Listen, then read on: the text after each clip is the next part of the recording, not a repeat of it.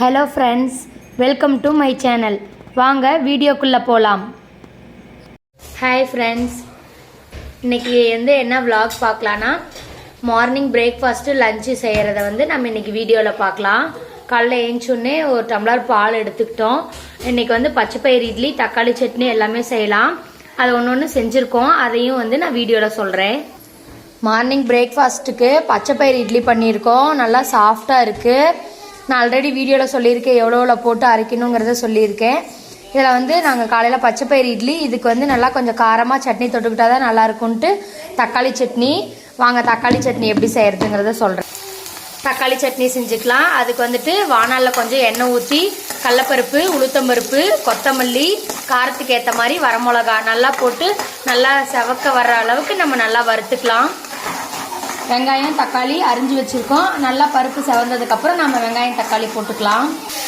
பருப்பு நல்லா செவந்துருச்சு. அதில் வெங்காயம், தக்காளி போட்டு நல்லா வதக்கியாச்சு. இன்னொரு பக்கம் நாங்கள் பச்சைப்பயிறு இட்லிக்கு அதுவும் நாங்கள் ஊற்றி வச்சுருக்கோம். இது நல்லா வணங்கினதுக்கப்புறம் நல்லா ஆற வச்சு நம்ம அரைச்சிக்கலாம். கொஞ்சம் கருவேப்பிலை போட்டுக்கோங்க, கொஞ்சம் டேஸ்ட்டாக இருக்கும். நீங்கள் வேணும்னா போட்டுக்கோங்க, வேணான்னா ஸ்கிப் பண்ணிக்கோங்க. தேவையான அளவு உப்பு போட்டுக்கோங்க. எல்லாம் நல்லா வணங்கினதுக்கப்புறம் அரைச்சிக்கலாம். கொஞ்சம் பெருங்காயத்தூள். வெங்காயம், தக்காளி எல்லாம் நல்லா ஆறிடுச்சு. இப்போ நம்ம மிக்ஸி ஜாரில் போட்டு இப்போ நம்ம அரைச்சிக்கலாம்.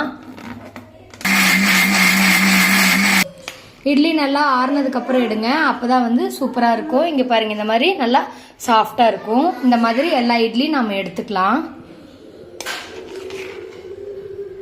எப்போவுமே ஒயிட் இட்லி சாப்பிட்றதுக்கு இந்த மாதிரி ஹெல்தியாக பச்சைப்பயிறு இட்லி செஞ்சு சாப்பிட்டா நல்லாயிருக்கும். பச்சைப்பயிறு இட்லி ரெடி. தக்காளி சட்னியும் ரெடி ஆயிடுச்சு. தக்காளி சட்னி ரெடி.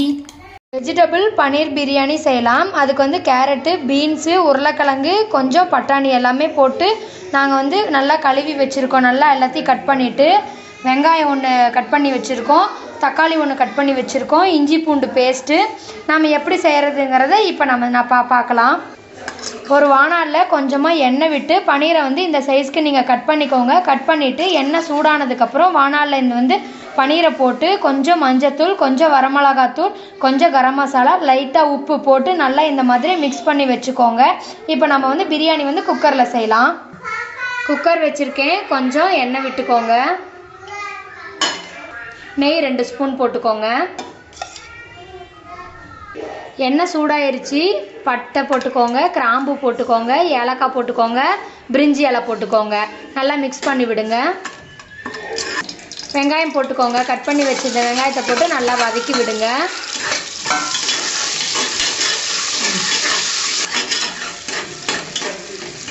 இஞ்சி பூண்டு பேஸ்ட் கொஞ்சம் போட்டுக்கோங்க.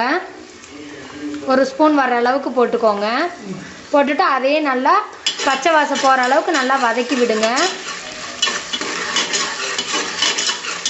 இது நல்லா பச்சை வாசம் போனதுக்கப்புறம் நம்ம தக்காளி போட்டுக்கலாம்.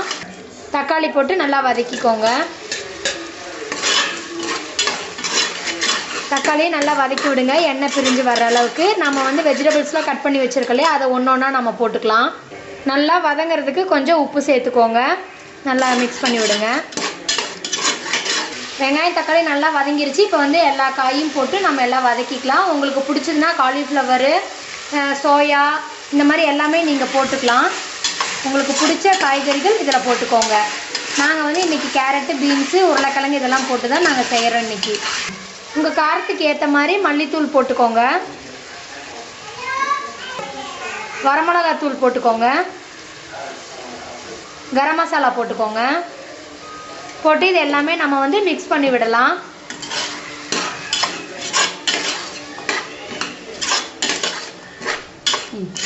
ஒரு ஸ்பூன் தயிர் போட்டுக்கோங்க. அதையும் போட்டு நல்லா கலந்து விடுங்க.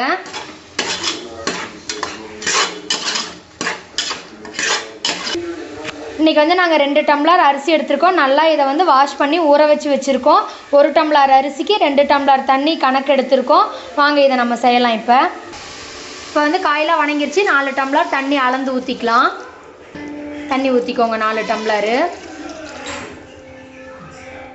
தேவையான அளவு உப்பு போட்டுக்கோங்க.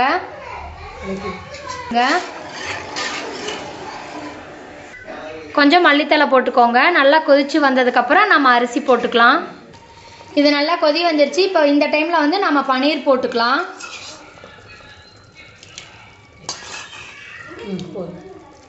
போட்டு நல்லா நம்ம மிக்ஸ் பண்ணிக்கலாம். நல்லா கொதிச்சிருச்சு. இப்போ வந்து நம்ம உப்பு காரம் எல்லாம் சரி பார்த்தாச்சு. இப்போ நம்ம வந்துட்டு கரெக்டாக இருக்குது. நம்ம வந்து இப்போ எல்லாமே அரிசி போட்டுக்கலாம். அரிசியெல்லாம் போட்டாச்சு. நல்லா ஒரு கலந்து விடுங்க. கலந்து விட்டு நம்ம குக்கர் மூடி வச்சிடலாம்.